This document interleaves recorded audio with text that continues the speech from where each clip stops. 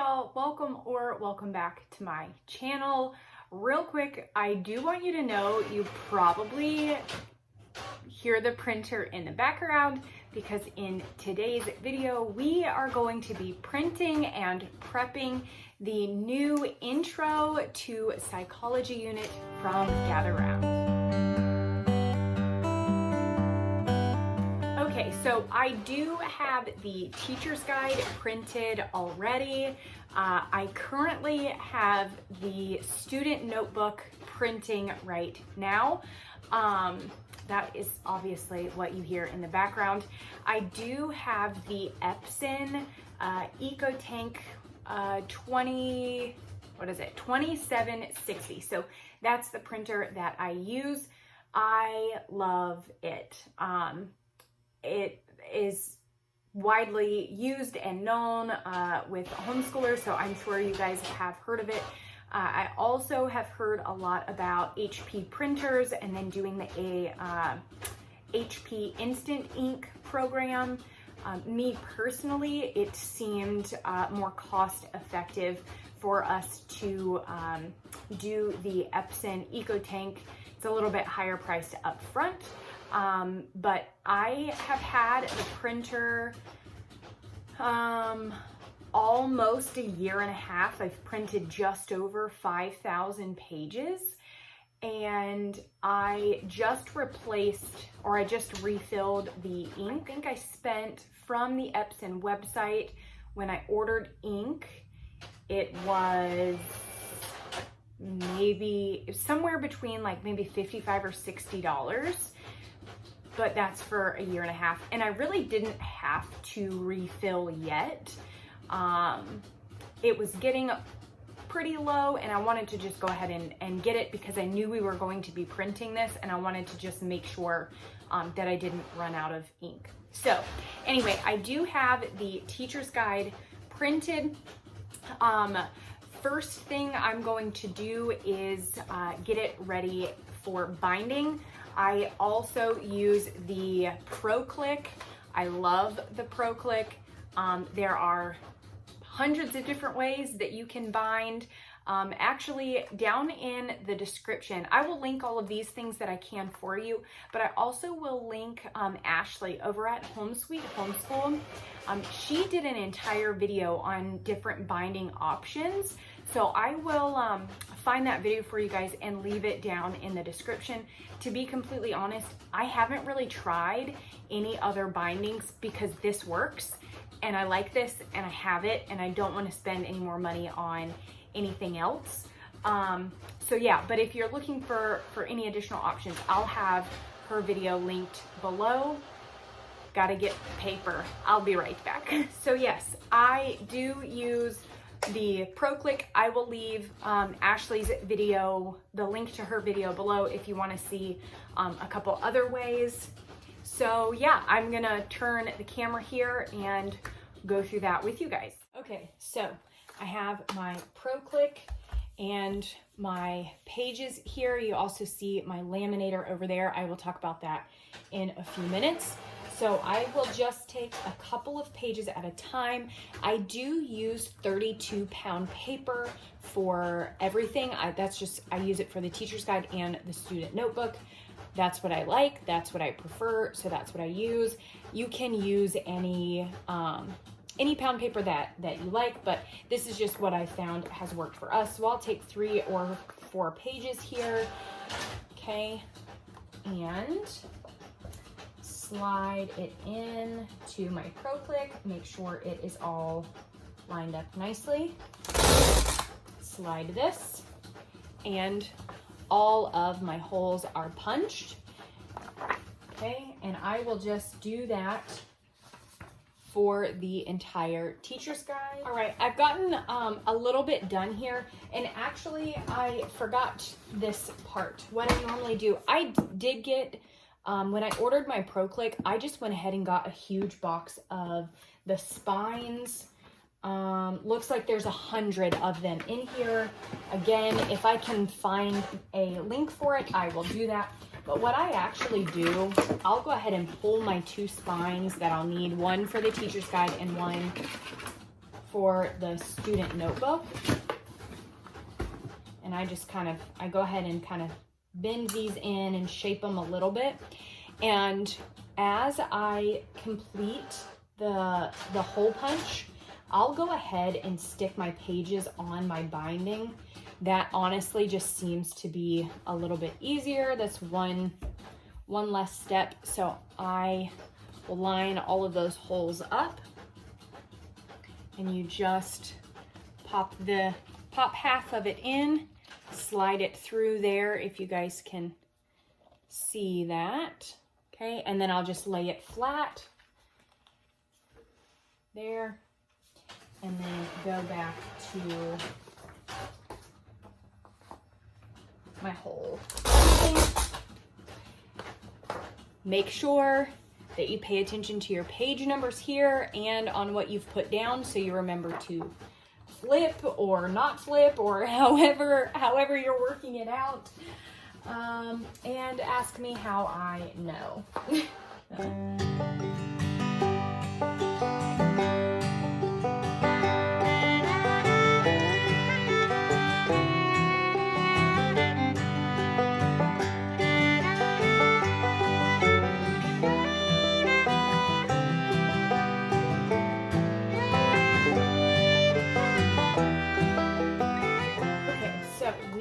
The end here, and actually I forgot about the laminating part. So this is the back page. I generally will laminate the front and back page of both the teacher's guide and the student notebook. So I've got my back page out here. I do go ahead and punch holes in it to be laminated, but my front page is still on here. So I'm actually going to go ahead and close this. Otherwise, I would have to take every single piece of paper out and then rebind it, or, you know, put it back in the spine, which really is not that big of a deal. But one of the benefits of this is I can slide this spine actually up to the front, where now my connections, you know, where I just put them together, are actually forward. And then I can grab my little tool, or I can use my hands here. See that? And I can pop them open and then just slide this piece right off. And then I'll go ahead and leave this binding open, because I'll need to put both the front and the front and back page on once I get them laminated.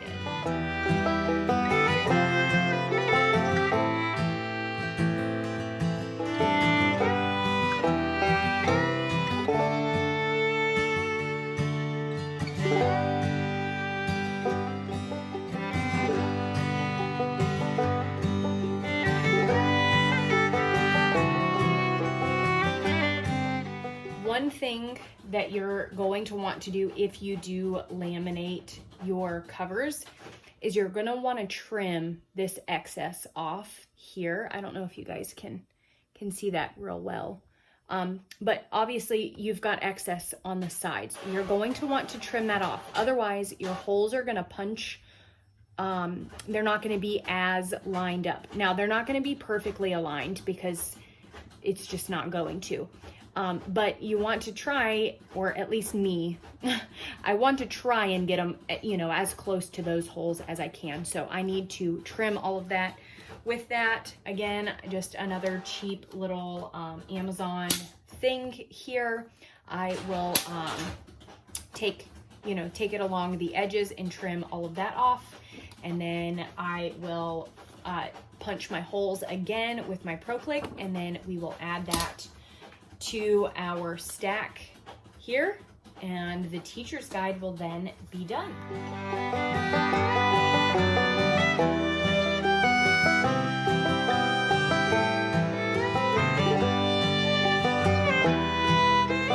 All right, so our binder is still open. Just gonna slide this onto the top,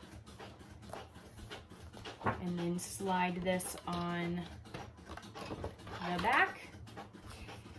And then I close with my hands. It does come with this little tool here that you can take and slide it across.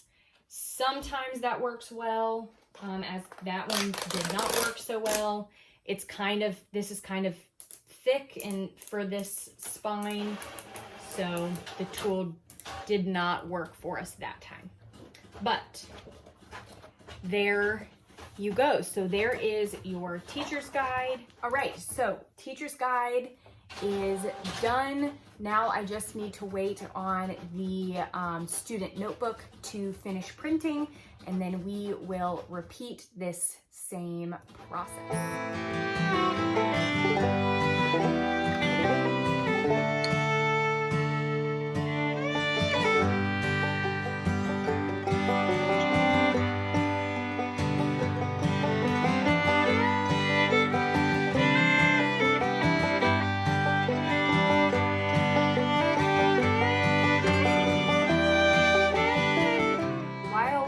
For the rest of the early reader to print, I did go ahead and just pull what was already off the printer and get it started, but as you can hear, there's still more going.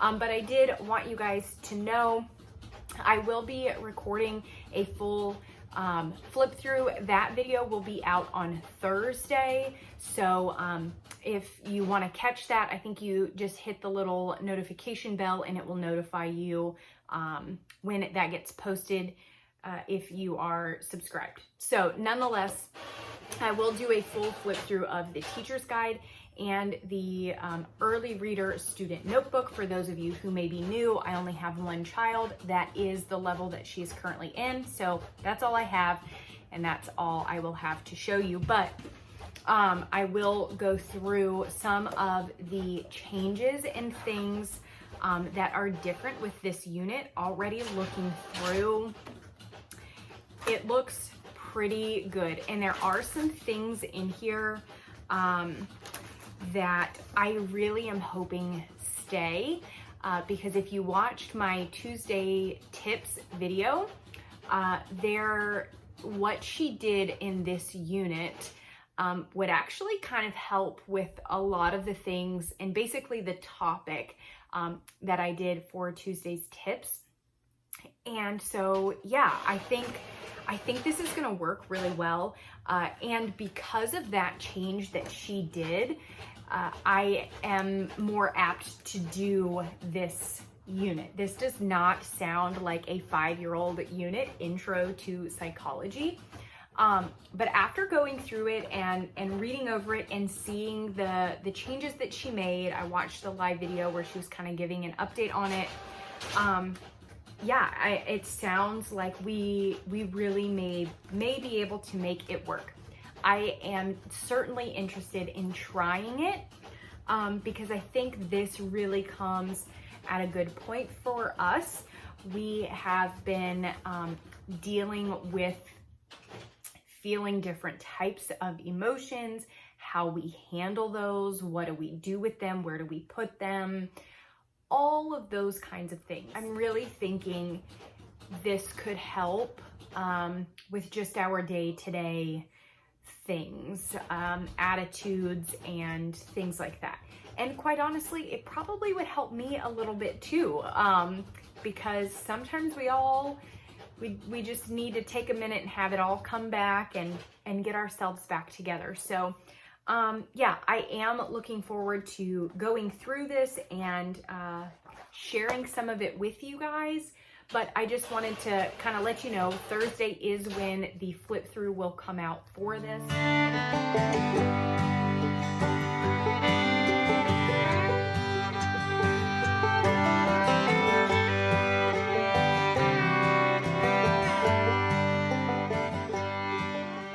Okay. Would you guys believe me if I told you this is wrong? I never bind on the side. If you have watched any flip throughs I have done, it's never bound on the side because I don't want it bound on the side.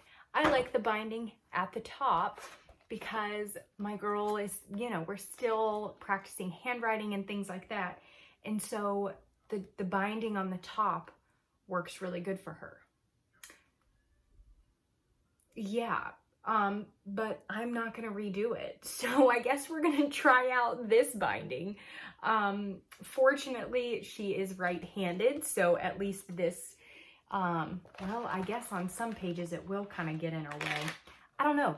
We're just gonna try it and see what happens. I guess I'll be able to, yeah, that can still, I'll be able to report back to you guys and tell you if the binding on the side is better or not, or if it makes a difference. Nonetheless, I got them done. So we have Early Reader and we have the Teacher's Guide for Intro to Psychology, and that is how I put them together, kind of. So anyways, again, I will link everything that I can in the description. I also will have the link for Ashley over at Home Sweet Homeschool. I'll have her video link on the different binding things that she has done in case you guys are interested in that. Otherwise, that is it for today's video. So thank you guys so much for watching, and I will talk to you soon.